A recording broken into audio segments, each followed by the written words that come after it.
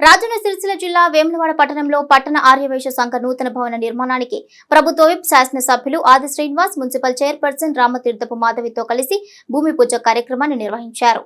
ఎన్నికల సమయంలో భవన నిర్మాణానికి హామీ ఇచ్చి నెరవేర్చినందుకు ఆది శ్రీనివాస్ ను వైశ్య సంఘ సభ్యులు శాలువాతో సత్కరించి కృతజ్ఞతలు తెలిపారు. అనంతరం ఆది శ్రీనివాస్ మాట్లాడుతూ ఆర్య వైశ్యులు అన్ని రకాలుగా ఆర్థికంగా ఉన్నప్పటికీ అందరికీ కలిసి ఒక సంఘం ఏర్పాటు చేసుకోవడం అభినందించదగిన విషయమన్నారు. అలాగే పట్టణ అభివృద్ధిలో కూడా ఆర్య వైశ్యుల సహకారం ఉండాలని కోరారు. ఈ కార్యక్రమంలో బీజేపీ జిల్లా అధ్యక్షుడు ప్రతాప రామకృష్ణ, ఆర్యవైశ్య పట్టణ అధ్యక్షుడు రేణికింది అశోక్, బుస దశరథం, కట్కూరి శ్రీనివాస్, కొత్త అనిల్ కుమార్, బుస శ్రీనివాస్, డాక్టర్ మనోహర్, దైత కుమార్, బచ్చు వెంకటేశం సభ్యులు తదితరులు పాల్గొన్నారు.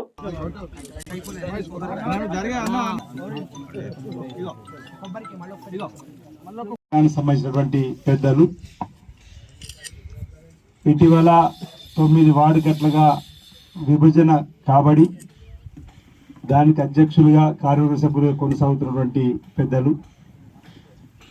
వేములవాడ పట్టణంలో ఆర్య వైశ్య భవన్ను నిర్మించుకోవడానికి ముందుకు వచ్చినటువంటి పెద్దలందరికీ కూడా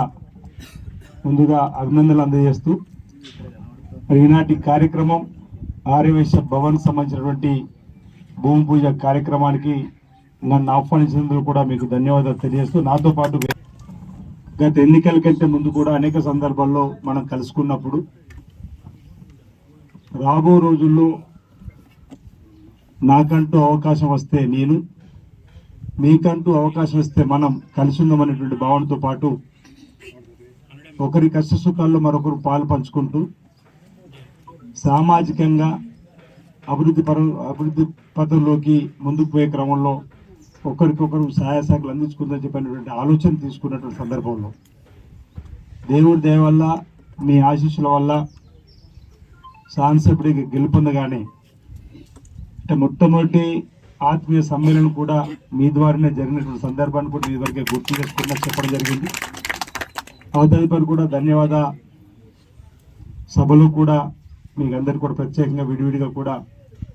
1 కాదు 2 సభలు పెట్టుకొని కూడా చెప్పడం జరిగింది. ఆ సందర్భంలో ఒక సామాజిక భవనం మాకంటూ ఉండాలని చెప్పిన ఆలోచనతోటి ప్రోత్సాహం ప్రభుత్వ పక్షాలు ఉండాలంటే మీకు మాట ఇచ్చిన క్రమంలో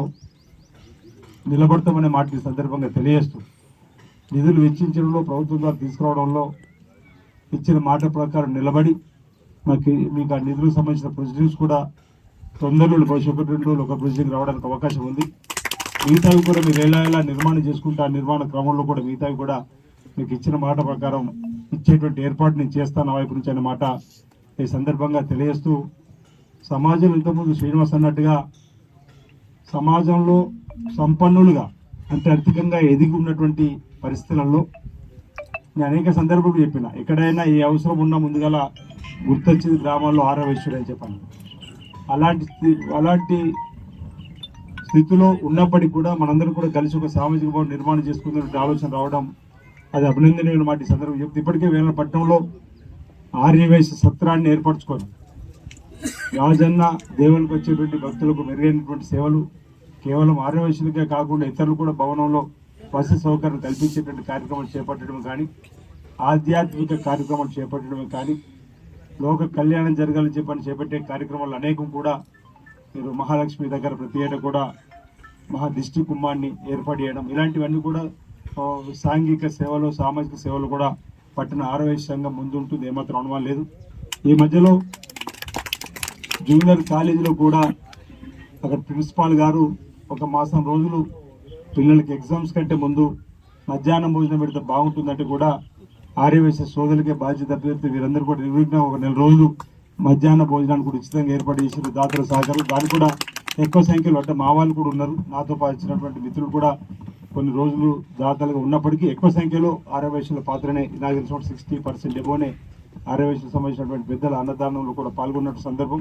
భవిష్యత్తులో కూడా పట్టణాన్ని అభివృద్ధి పథంలో తీసుకుని పోయే క్రమంలో మీ సలహాలు సూచనలు తీసుకుంటూ ముందుకు సాగుతారన్నమాట ఈ సందర్భంగా మీకు తెలియజేస్తూ, ఇటీవల మీరందరూ కూడా గమనించారు వీటీడీకి సంబంధించినటువంటి సమావేశం కూడా ఏర్పాటు చేసుకోవాలి. వేరేవాళ్ళం 2 కూడా సమానంగా అభివృద్ధి పద్ధతిలో తీసుకొని పోయిన ఒక లక్ష్యం నా మదిలో ఉంది. గత 14 సంవత్సరాలుగా ప్రతిపక్షాలు ఉన్నప్పుడు ప్రజల తరఫున ప్రజల పక్షాన చేసినటువంటి పోరాటాల వల్ల కానీ, ప్రజా సమస్యలు నేరుగా తెలుసుకున్నవాడిగా కానీ,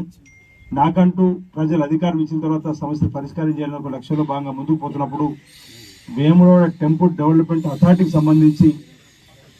ఏదైతే ఒక సమావేశం